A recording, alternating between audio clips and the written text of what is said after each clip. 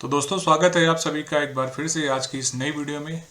आज मैं आप सभी को सीक्वेंस पे एक और नई एक्सेल ट्रिक दिखाने वाला हूं, जिसके माध्यम से आप अपने घंटों का काम मिनटों में चुटकियों में एक फॉर्मूले की मदद से कर सकते हैं।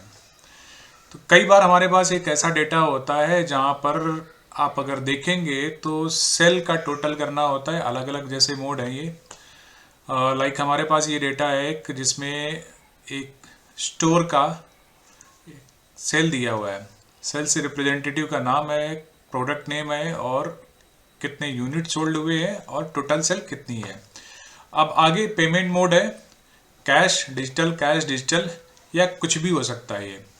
तो समझाने के लिए सिर्फ मैंने आपको एक वैल्यू डाली हुई, कैश और डिजिटल दो टर्म लिए हैं मैंने। इसमें अगर आप देखेंगे आगे तो डिजिटल के सामने डिजिटल का टोटल आ रहा है, कैश के सामने कैश का टोटल आ रहा है। तो अगर आप ये काम करते हैं कि अगर बॉस आपसे शाम को पूछता है कि आज टोटल कैश की कितने सेल हुई है और डिजिटल की कितनी सेल हुई है, तो आप क्या करते हैं, अगर फॉर्मूला आपको नहीं पता होता है तो आप अलग अलग फिल्टर्स लगा के देखते हैं कि कैश कितना है और डिजिटल कितना। लाइक ये देखते हैं कि आप कैश हमारे पास इतना, ऐसे फिल्टर लगाएंगे और फिल्टर लगाने के बाद आप चेक करेंगे कुछ इस तरीके से उसकी वैल्यू सेलेक्ट करके कि हमारे पास इतना टोटल कैश आ रहा है। इसी तरीके से आप डिजिटल की चेक करते हैं। लेकिन एक छोटा सा फॉर्मूला और आपका चुटकियों का काम, घंटों का काम चुटकियों में हो जाता है। अब इस मास्टर शीट के डेटा में अगर आप ये वैल्यू चेंज भी करते हैं और इसमें अगर पूरे महीने की सेल होती है, आप कभी भी चेंज करना चाहें, कहीं भी जो है डिजिटल और कैश डालना चाहें, तो ऊपर की वैल्यू हमेशा डिजिटल के सामने डिजिटल की वैल्यू चेंज होती रहेगी, कैश के सामने कैश की वैल्यू चेंज होती रहेगी।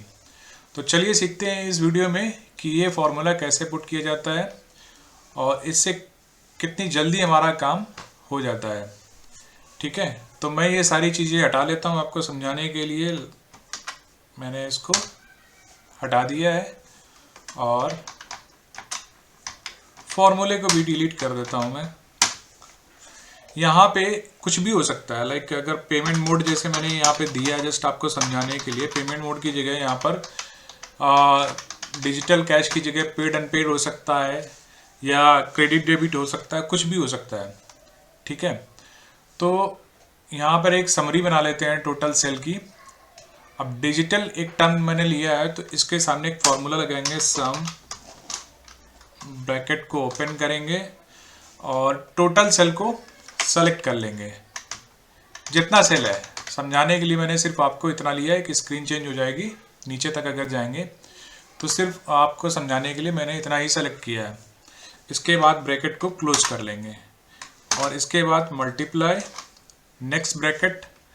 अब जहाँ पर हम इसको बाइफरकेट करने वाले हैं, जहाँ पर हम डिजिटल और कैश लेने वाले हैं, पेड अनपेड लेने वाले हैं, लिखने वाले हैं, वो एक रेंज सेलेक्ट कर लेते हैं।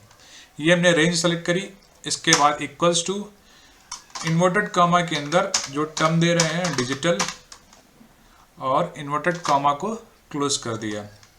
इसके बाद हमने ब्रैकेट क्लोज करना है और इस पूरे फॉर्मूले को यहाँ पर सम के आगे ब्रैकेट ऑन करके इस पूरे फॉर्मूले को एक ब्रैकेट के अंदर लेना है। इसमें दो अलग अलग फॉर्मूले हैं तो दोनों फॉर्मूलों को एक फॉर्मूला बनाना है हमें।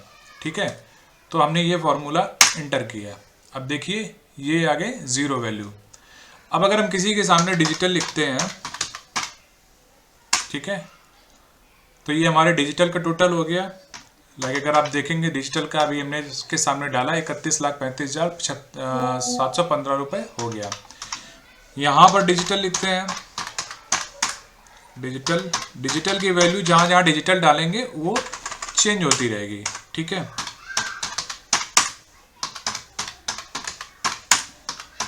ये देखिए, ठीक है, हाईलाइटेड एरिया में आपको येलो में दिख रहा है।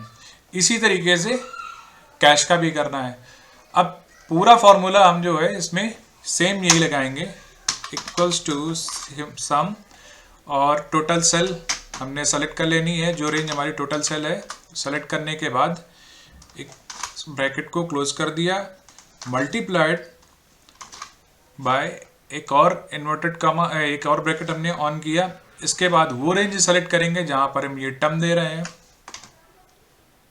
बाइफरकेट कर रहे हैं इसको।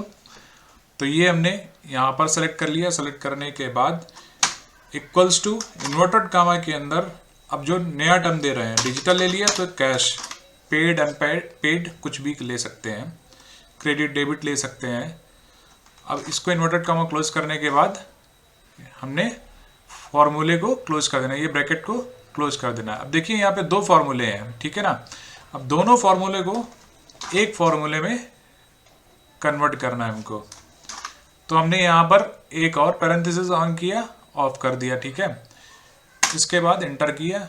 अब जहाँ जहाँ हम कैश डालेंगे, कैश कैश, तो कैश की वैल्यू चेंज हो रही है, ठीक है।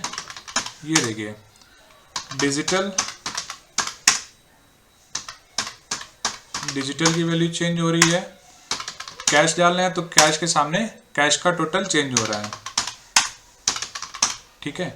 तो इस तरीके से पूरे दिन की आप MIS को समराइज कर सकते हैं। घंटों का काम आप चुटकियों में एक फॉर्मूले की मदद से कर सकते हैं। तो वीडियो अगर अच्छा लगा हो तो प्लीज़ लाइक करें और अपने दोस्तों के साथ शेयर करें, सो दैट वो भी ऐसे टिप्स सीख सकें और एक्सेल में अच्छे से काम कर सकें। और सब्सक्राइब करना ना भूलें।